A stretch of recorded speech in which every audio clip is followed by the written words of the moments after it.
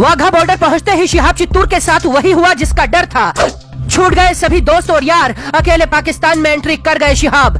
118 दिन लगातार पैदल चलने के बाद शिहाब के पैरों में पड़ गए छाले। स्वागत में खड़े पाकिस्तानियों ने जीत लिया दिल, अब होगी असली परीक्षा।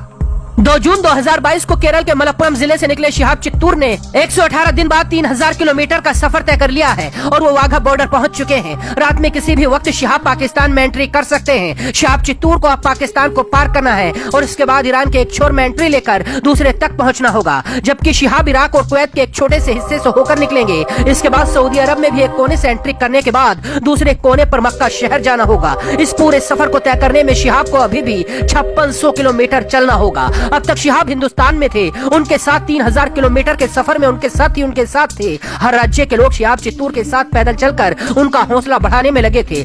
हर राज्य की पुलिस शिहाब चित्तूर को सुरक्षा दे रही थी, लेकिन अब देश दूसरा है, हालात दूसरे हैं। पहले तो शिहाब चित्तूर की पाकिस्तान में एंट्री तभी होगी जब उनका हर कागज सही होगा, हर डॉक्यूमेंट वेरीफाई हो जाएगा। शिहाब चित्तूर ने पहले ही अटारी वाघा बॉर्डर के रास्ते पाकिस्तान जाने के लिए वीजा ले लिया था। पहले इस रास्ते से पाकिस्तान जाने के लिए भारत सरकार से स्पेशल परमिशन लेनी होती थी, लेकिन पिछले महीने ही भारत सरकार से स्पेशल परमिशन लेने के नियम को खत्म कर दिया गया, तो शिहाब को सिर्फ वीजा दिखाना होगा। शिहाब के लिए पाकिस्तान के हालात बिल्कुल अलग होंगे। हालांकि पाकिस्तान के लोग भी शिहाब के लिए इंतजार कर रहे हैं। शिहाब के स्वागत में वाघा बॉर्डर पर आकर कई लोग खड़े दिखाई दिए। शिहाब ने पैदल हज के सफर पर निकलने के लिए पहले ही 6 महीने में तैयारी की थी, इसीलिए शिहाब को डॉक्यूमेंट लेवल पर कोई भी मुश्किल आने की उम्मीद नहीं है। सोमवार को शिहाब ने 37 किलोमीटर का सफर तय किया और बताया कि वो वाघा बॉर्डर पहुंच चुके हैं। शिहाब के लिए अब एक चुनौती मौसम भी होगी, क्योंकि भारत में शिहाब जितने भी चले हैं वो गर्मी के मौसम में चले हैं और दिन बड़ा हुआ करता था। अब आने वाले वक्त में सर्दी होगी, इसीलिए बदलते मौसम में शिहाब की सेहत भी बिगड़ सकती है और मौसम का असर उनकी सेहत पर हो सकता है और उनके चलने की रफ्तार में भी कमी आ सकती है। हालांकि अभी तक करीब 3000 किलोमीटर चलने के बाद भी शिहाब चित्तूर वैसे ही स्वस्थ और तंदुरुस्त दिखाई दे रहे हैं जैसे पहले दिन वो अपने घर से निकलेंगे।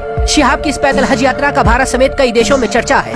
कहा जा रहा है सऊदी के किंग को भी शिहाब के पैदल हज के सफर की खबर मिल चुकी है और वो भी इंतजार में है कि शिहाब उनके पास कब पहुंचते हैं। शिहाब पूरी दुनिया के मुसलमानों के लिए मसीहा बन गए हैं, क्योंकि इतने लंबे सफर पर पैदल निकलना सोचने में आसान लगता है, लेकिन करके दिखाना किसी के लिए भी बहुत बड़ी चुनौती है। शिहाब चित्तूर केरल के मलप्पुरम जिले के रहने वाले हैं। उन्होंने बताया था कि पैदल हज पर जाना उनके बचपन का सपना था। इसी सपने के लिए शिहाब पैदल हज के लिए निकले हैं। शिहाब साल 2023 में बकरा ईद पर हज करेंगे और इसके बाद भारत वापस लौटेंगे।